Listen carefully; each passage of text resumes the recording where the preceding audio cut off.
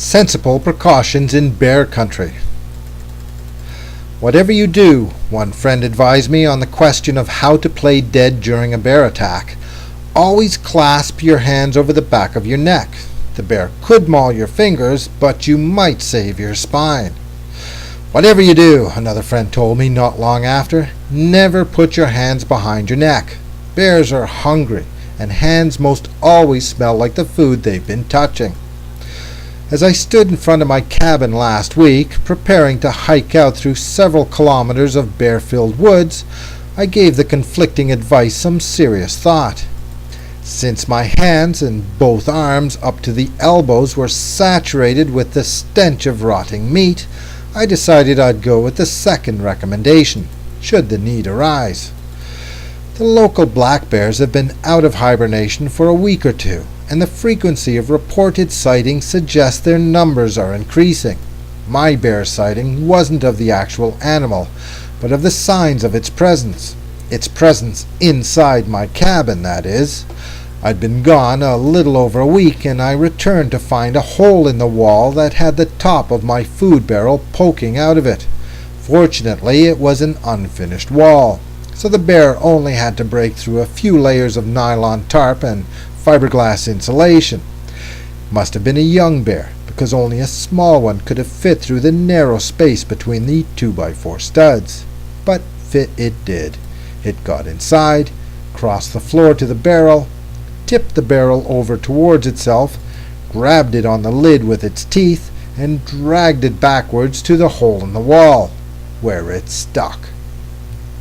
At this point, the bear was outside again, probably with a puzzled look on its face. It had just discovered the problem of putting a round peg into a square hole. Not being someone who carries firearms, my main defense against bears has always been to avoid them as much as possible by eliminating or hiding the smells that attract them. Under normal conditions, the food barrel was airtight enough, but only if it contained dried, vacuum-sealed, or canned food that hardly produces any scent anyway. Unfortunately, I'd forgotten a package of sliced bacon and a selection of cold cuts I'd stored at the very bottom during the deep winter freeze. The meat thawed some weeks ago, and since then has been steadily rotting to the point of liquefaction. No barrel is airtight enough to hide such a stench from the nose of a newly woken, ravenously hungry bear. All in all, I got off lightly. The bear failed to open the lid, and it gave up. The only damage was to the temporary wall coverings, and they were easily patched. It could have been a lot worse if, while inside the cabin, the bear had bounced up and down on the side of the tipped-over barrel. The lid would have popped right off. The bear could then have enjoyed a feast in full comfort, sleeping it off on my bed, probably breaking it too. However, the bear never thought of that, and for some reason, even though the pungent smells must have been driving it frantic, it simply went away. At least on the day I had to dispose of that stinking flesh, I hoped the bear was away. I couldn't bury the meat or burn it because there was a lot of contaminated plastic mixed in, plus a few unopened tin cans too.